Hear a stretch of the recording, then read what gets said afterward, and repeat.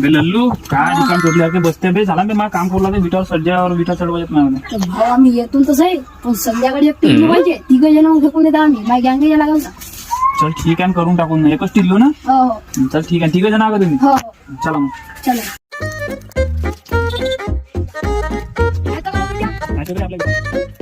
लल्लू ह्यावाला विटा आपल्याला वरती चढवण्या सज्ज ठीक आहे ना. चला हात लागत आम्हाला.